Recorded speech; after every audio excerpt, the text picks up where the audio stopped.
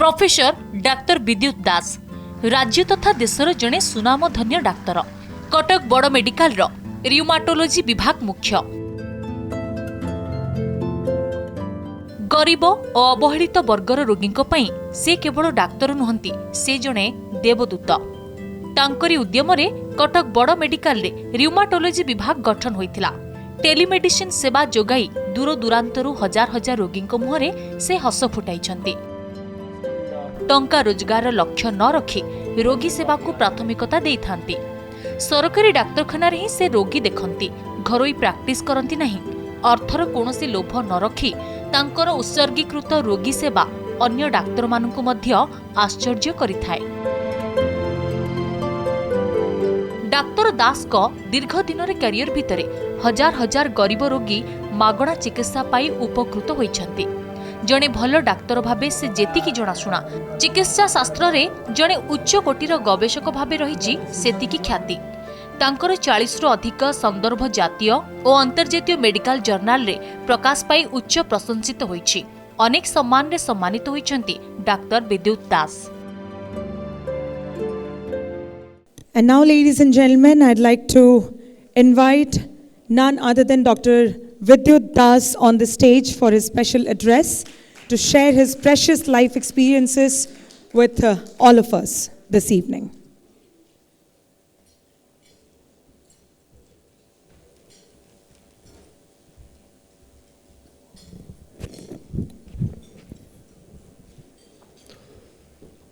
Thank you very much, Sambad Group, for inviting me. Greetings to all the dignitaries of attending this session today. I was told that I'm supposed to deliver a lecture on a topic which I didn't know, which I was not given a topic, so I thought I will just cover a little bit of my experience in the last 38 years. I worked entirely my entire life in a government medical college, that is SCB Medical College. So, in 38 years, I've done medicine, a lot of infectious disease, then I switched to immunology, then I went to rheumatology. So it has been a big journey for me. And obviously, as a teacher, as a physician, consultant, researcher, I've seen a lot of change that has occurred in the health field in the last 40 years. The first thing that we see is the dramatic changes that have come about in health. Longevity itself has become almost 70 years when it was only 40 years. And this is the result of excellent medical facilities that we are providing to patients. Technology has advanced in leaps and bounds. The technology that we see today is unbelievable. As Dr. Guleria said, he's also part of the government medical system in AIMS. What we have seen has practically been transformative. Infectious disease was the main concern of most people. The Western society has almost wiped out infectious diseases through three important things: sanitation, vaccination, and antibiotics. And we are still grappling, the developing countries are still grappling with infectious disease. We do have lots of infectious disease. And you see COVID came as a big surprise for everybody. The second thing that we face is now non-communicable disease, for which the technology is huge. Imaging is one. You cannot think of early diagnosis without a scan. We have MRIs, we have PET scans, all kinds of scans. And of course, the higher concepts, that is genetics, that is called precision medicine. You can find out the defect in a person and you can pinpoint the genetic fault and target it. That's possible now. And we have a technology called CRISPR, which is called gene editing. You can edit the gene and you can produce healthy babies. Besides that, immunology has made huge strides, which I practice. The science of artificial intelligence, which you heard, is coming up in a big way.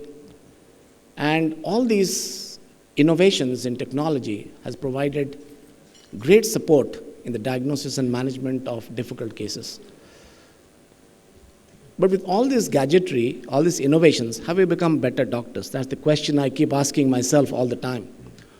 I'll give you an example, just a story of one of my patients whom I saw 15 days back. Now, this patient came from Pune. He was in the defense service, and he had some problem with his joints. He was unable to make a fist. So he saw patients, he saw doctors there. He didn't get relieved. He came to Calcutta, he didn't get relieved, came to Bhubaneswar and all. He has gone through almost a dozen consultants, the best possible consultants. You name an investigation which has not been done on him. Name an investigation. All biochemical, hematological, biopsies, the immunological. He has been scanned from head to toe, the MRIs and PET scans, you name it, it's all there. But still they couldn't find a diagnosis despite all the gadgets, all the investigations. They couldn't give him a diagnosis. Somebody asked him that I will do a biopsy. He got scared and he landed up in my OPD. It took us 2 minutes to give a diagnosis, just 2 minutes. Simple clinical examination of the patient. He was a diabetic, 20 years, and he had a problem, what is called diabetic chiroarthropathy, which mimics lots of these arthritis diseases. All that you needed was physiotherapy, that's all. Good control of diabetes. That brings to question, are we training our doctors well? Are we producing quality doctors? What is the problem with our training? Are we faltering? Now in India, there are around 612 medical colleges in this country, 1,000 undergraduates, multiple postgraduates, almost 24,000. But one thing that has happened, as Dr. Guleria said, the concentration has gone away from clinical medicine to investigative medicine. As I demonstrated in this case, that investigation did not provide him with a diagnosis. It was simple clinical examination that gets diagnosis. There was a gentleman called William Osler. I don't know, my younger friends, doctor friends might be knowing. We consider him to be the father of modern medicine. What did Osler say? And I follow him very meticulously. I belong to the old school. I teach my students, I tell them we belong to the dinosaurs age, but we believe in combining modernity with a tradition. William Osler, he gave 5 principles. He said a good doctor is one who uses all his senses, observes, takes a good history, does a good examination, allows the patient to give the diagnosis. You don't have to do much. Allow the patient to give his diagnosis. And medicine is learned at the bedside of the patient, not in the tutorials. Today you must have heard about doctors, most students going to the tutorials to crack the MCQ exams and then get into MDs and DMs. The result is we are losing the art of medicine. Is clinical medicine become obsolete? Can never become obsolete. You have to combine it. You have to understand. That's exactly what has happened. William Osler is no longer followed. I don't see a patient who doesn't come with a MRI. Ordinary imaging has gone out of the door. Any backache has an MRI. Any headache has a CT scan. These are the kinds of patients we see. So are we making a mistake in training our doctors? Are doctors losing a sense of feeling for the patient? So this is where the teaching has to change. I think we have to make students more practical, more clinical oriented, simultaneously teaching them the new developments that have occurred in the different technologies. Come to patient care. Of course, I've spent all my time in a medical college, which is a government college, and we see thousands and thousands of patients. Load, the patient load. Unbelievable patient load. And these are patients who come from rural areas. They are poor and low middle class.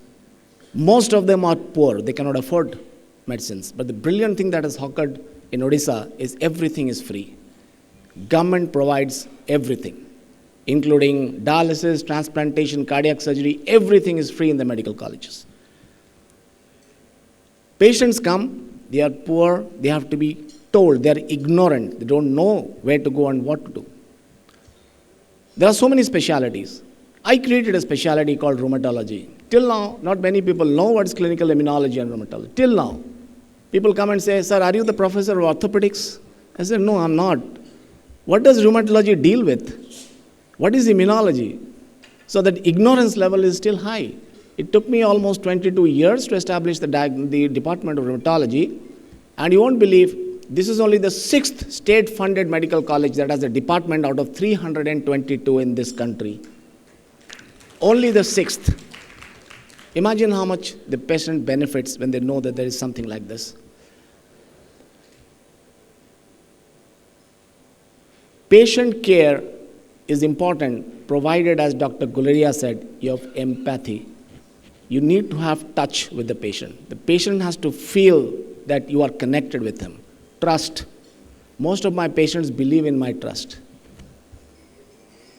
They have to come one night before, they stay overnight to get a ticket. And they sit till 10 o'clock, 8 o'clock, how long I stay there. And they say, we want your touch. That faith is very, very important, which is missing today. Patients don't trust us. Patients don't trust doctors anymore. They're always thinking that there is something wrong. And that is what we need to bring back to the system. The trust and that touch. The healing touch, which is missing. Many patients come to me, sir, you touch us, we'll be fine. Faith, belief. I have touched hundreds of people. Sometimes I feel I've become a spiritual man or something.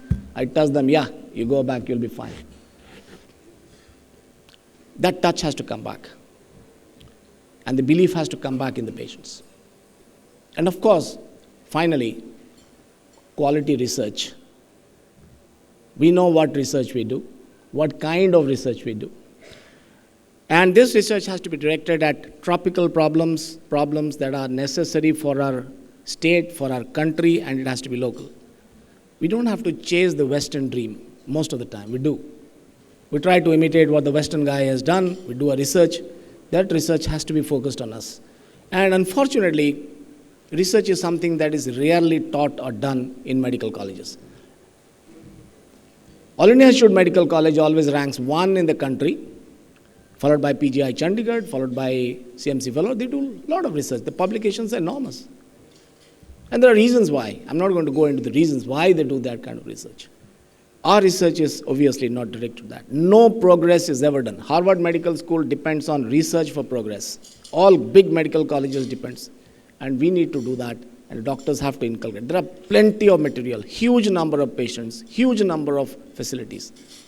Only thing, you need a mind, create a scientific question and answer that. Now, I'll end my talk with one example. I follow these people. Dr. Bhang, Abhay Bhang and his wife. They are 2 qualified pediatricians who work in Gadchiroli, Maharashtra, in the Naxalite affected areas. They came back from US and they started practice inside the jungle, in one of the dense jungles. They were awarded the Padma Shri 2 years back. And the amount of work they have done to decrease infant mortality in community service, you don't need high-tech stuff to do good things at the rural area. We need to do that. Our rural areas are badly neglected. We don't reach out. We don't do simple things they did, very simple things. And they transformed the scene, completely transformed the concept of what is called infant mortality. They reduced it drastically in such a small area. Which means it's possible, we can do it. That last mile of service can be provided, I believe, in one thing that's called telemedicine.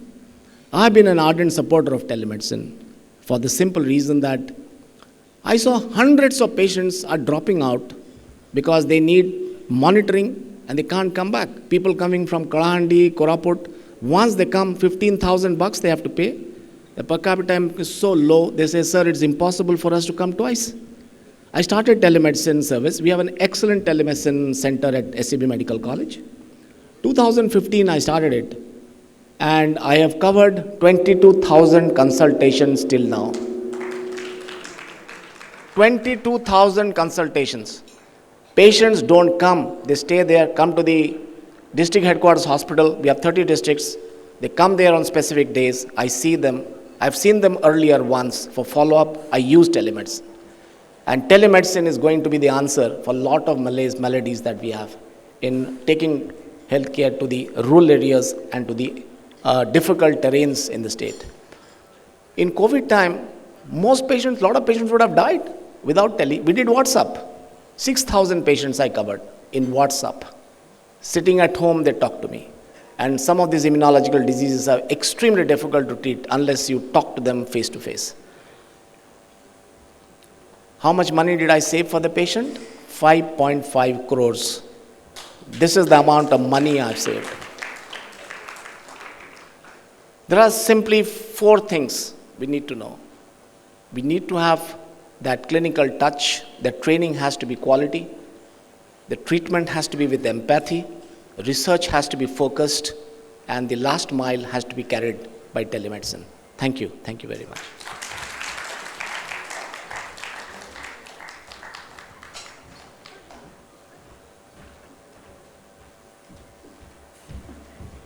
Thank you so much, sir. I'll request you to please be on stage with us. We also have on stage Ms. Tanaya Patnaik, Executive Director, Sambad Group.